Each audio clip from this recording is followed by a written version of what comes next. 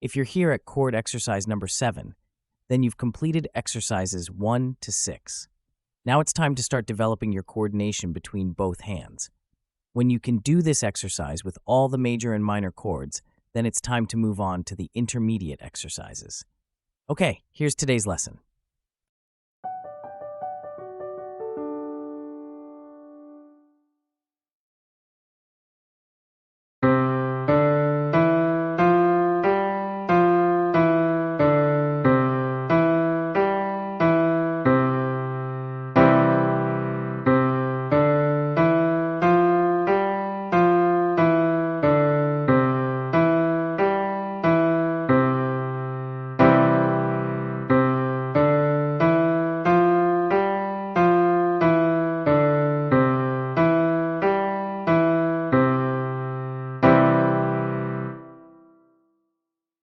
The benefits of these chord and scale exercises are enormous.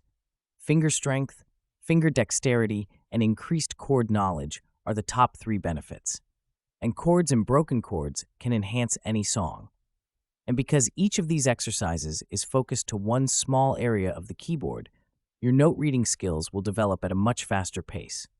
My name is Andrew, and thanks for watching. Remember to subscribe for more great chord exercises for the piano.